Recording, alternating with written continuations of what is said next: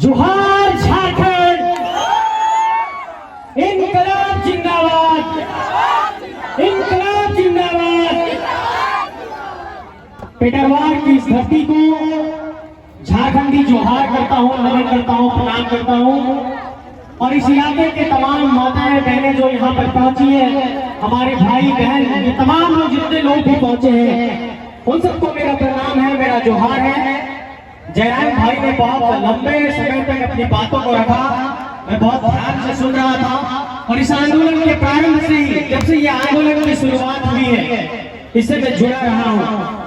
एक बात मैं ये कहना चाहता हूँ कि अगर पेटरवार के लोगों की ये जमीन यहाँ पर जा रही है, अगर हाईवे का चौड़ीकरण हो रहा है, और जिस कॉन्स्टिट्यूशन के जिस आर्टिकल अनुच्छेद का जो जिक्र किया जयराम भाई ने, मैं ये मानता हूं कि अगर जमीन हमारी है तो फैसला हमारा होगा, जमीन हमारी है तो तर्क हमारा होगा, जमीन हमारी है तो निर्णय हम लेंगे।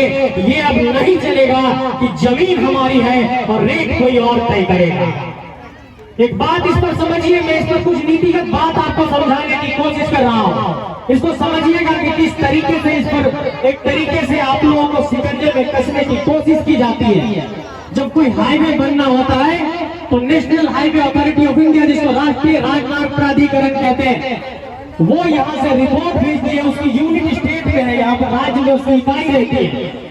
वो उसका प्रपोजल भेजती है कि हम यहाँ से हाईवे बनाना चाहते हैं, यहाँ पर जमीन चाहिए। वहाँ के लोकल सीओ से वो रिपोर्ट ली जाती है, उसके बाद वो दिल्ली जाता है, उसके बाद अधिग्रहण का प्रस्ताव आता है, उसके बाद स्टेट गवर्नमेंट के पास पहुँचता है, मुख्य सचिव के पास पहुँचता है, उसके बाद फिर वो जिला के डीसी के पास पहुँचता है। फिर जिला में जिला भूअंचल पदाधिकारी को ये जिम्मेवारी दी जाती है कि जमीन दीजिए हमें अधिग्रहण करके। उस पर फिर सीओ साहब अधिग्रहण करने के लिए आते हैं और फिर मुआवजा तय होता है। लेकिन ये समझना होगा कि अगर झारखंड की धरती पर किसी का जमीन अधिग्रहण किया जा रहा है, चाहे जिस तरीके से चांचल डैम की बात की गई, डीवीसी की बात की गई, एचईसी की बात की गई, वेदांता की बात की गई, उन तमाम कंपनियों की बात की गई, आखिर इस अधिग्रहण में हमें क्या मिला है, हमें हमारे जमीन के बाद क्या मिला है, इस बात पर भी सोचने की जरूरत है। जयराम भाई संघर्ष की बात कर रहे थे, अभी कुछ दिनों पहले का मैं अपना एक अनुभव साझा कर रहा हूँ। मैं भारत का प्रतिनिधित्व कर रहा था, दुबई एक कॉन्फ्रेंस में गया था, यूनाइटेड नेशन का एक कॉन्फ्रेंस था। वहाँ पर इजराइल और फिलिस्तीन के संघर्ष के बारे में चर्चा हो रही थी। उस वक्त मेरे जहन में ये सवाल उठा कि जो ये भीड़ यहाँ पर संघर्ष कर रही है, वो हमारा भी संघर्ष छोटा नहीं है, हमारा भी संघर्ष एक वैश्विक स्तर पर ये गूंजना चाहिए कि हम क्यों इतना संघर्ष कर रहे हैं, क्यों हम सड़कों पर उतर रहे हैं, क्यों हम अपने हक की मांग कर रहे हैं। इस बात पर भी गौर करना होगा। और उन तमाम लोगों को, चाहे वो अफसर हो, ऑफिसर हो, डीसी हो, एसपी हो, इस बात पर उनको गौर करना होगा कि जो हमारी सांस्कृतिक मौलिकता की बात है, जो भाषा की बात है, जिस भाषा के लिए हम लड़ रहे हैं, जिस अपने कल्चर के लिए लड़ रहे हैं, जिस संस्कृति के लिए लड़ रहे हैं, जिस हम अपने वातावरण को बनाए रखने के लिए लड़ रहे हैं, ये लड़ाई की भावना को समझना पड़ेगा। और पिछले एक बरस से झारखंड के तमाम इलाकों में आंदोलन चल रहा है। इस आंदोलन पर अब सरकार को भी गंभीरता बरतने की जरूरत है। लेकिन एक बात मैं ये कहना चाहूंगा कि हर जो आंदोलन होता है वो काल और परिस्थितियों के अनुसार होता है।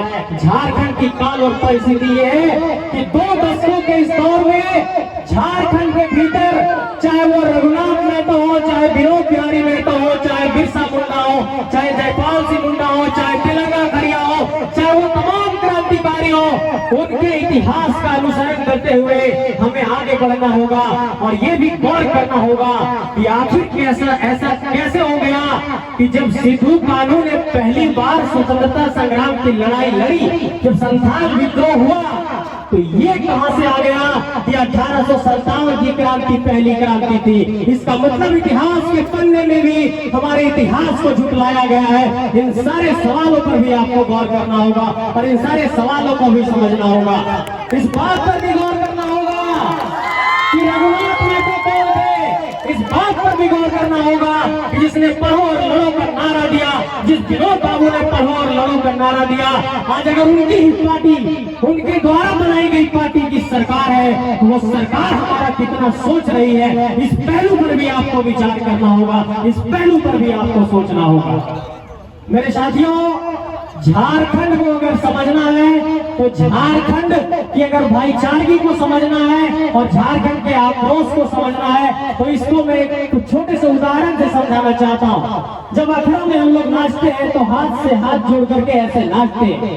ये संदेश देता है कि हम मिलजुल करके रहने वाले लोग हैं, प्यार मोहब्बत से रहने वाले लोग हैं और हम भाईचारे को पसंद करते हैं, प्रेम और सद्भाव को पसंद करते हैं।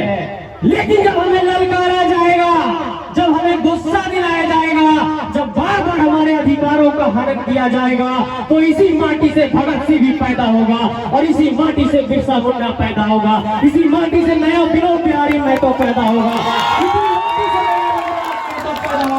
और इस माटी से जब जयराम महतो जैसा भाई पैदा हो सकता है तो ऐसे कई और भाई पैदा होंगे। इसलिए सरकार को, सियासत को, राजनीतिक सत्ता को, नौकरशाही को इस बात का अब अंदेशा हो गया है कि झारखंड के नौजवान जाग गए हैं, वो पढ़ने लिखने लग गए हैं। अरे हम महतो लोग हैं, मुंडा लोग हैं, आदिवासी लोग हैं, गरीब गुरबे लोग हैं, तो ये समझने की कोशिश नहीं करिए कि हमें संविधान नहीं आता है और हम संविधान नहीं जानते हैं, हम मौलिक अधिकार नहीं जानते हैं, हम कॉन्स्टिट्यूशन को नहीं पढ़े हैं। और ये जो हीन भावना लोगों ने रखी है कि अरे ये झारखंडी लोग हैं, चंद पैसे में मिल जाएंगे, उन्हें कुछ मुआवजा दे करके हटा देंगे, ये आपने सदियों सदियों तक किया है, लेकिन अब ये नहीं चलेगा। इसलिए मेरी माताएं मैंने एक बार जोर से बोलिए आप लोग, इंकलाब जिंदाबाद, इंकलाब जिंदाबाद।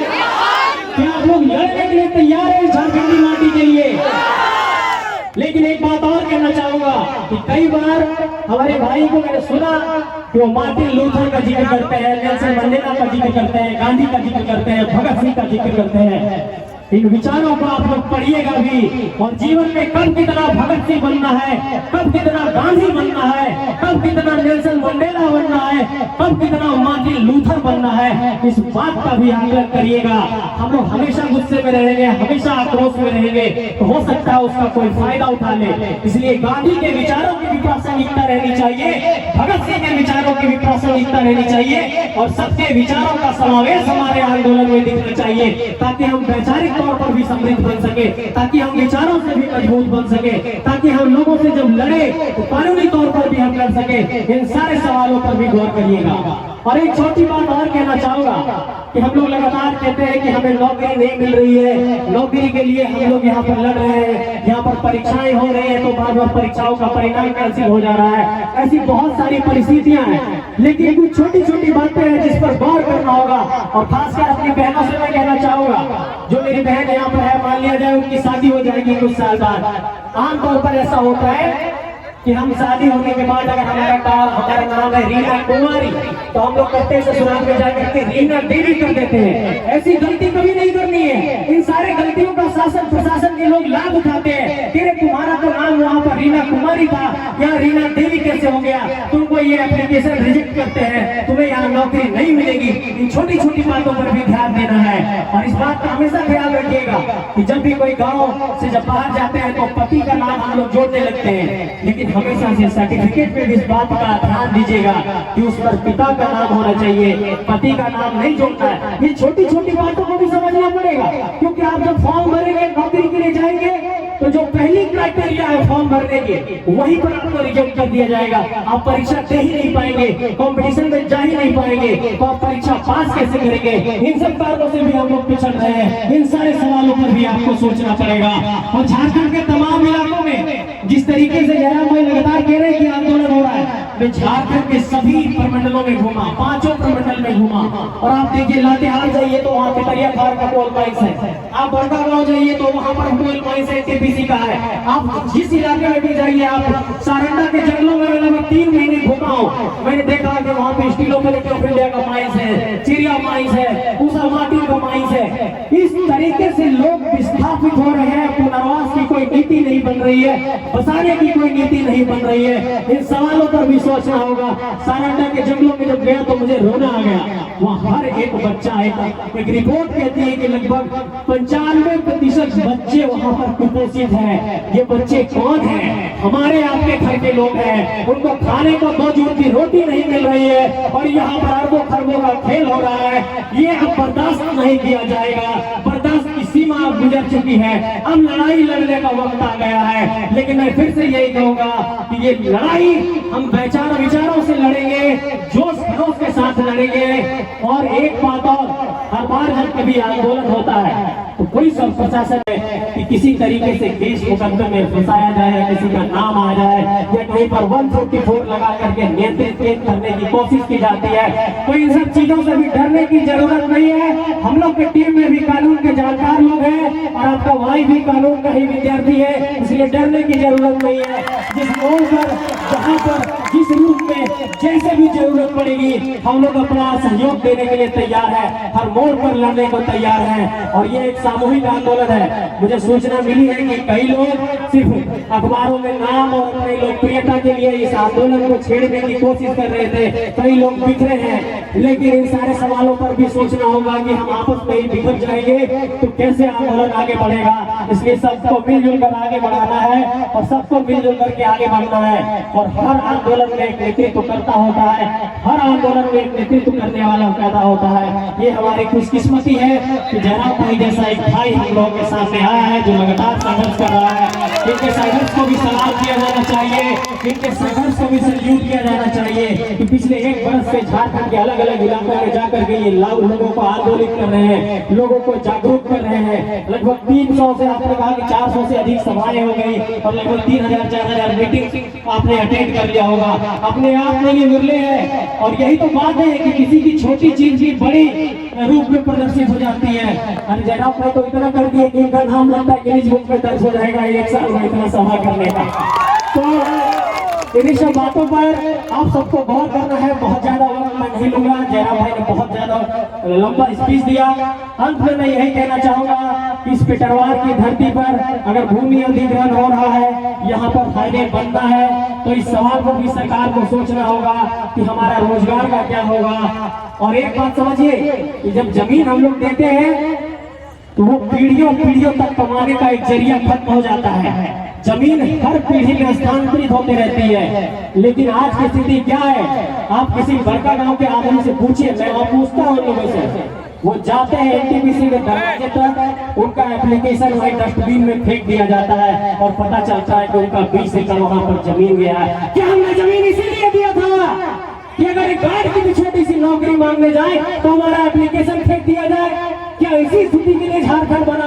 क्या ये 22 सालों का झारखंड, 2 दशकों का झारखंड अब जवान हो गया है? जवान होने पर बेटा अपना हक मांगता है, ये झारखंड भी अपना हक मांग रहा है। एक बार जोर से अपनी आवाज को बुलंद करिए और हाथ को बुलंद करिए कि झारखंड के लिए हम लड़ेंगे, ये झारखंडी हक के लिए लड़ेंगे, झारखंडी माटी के लिए लड़ेंगे, झारखंडी माटी के हक अधिकार के लिए लड़ेंगे।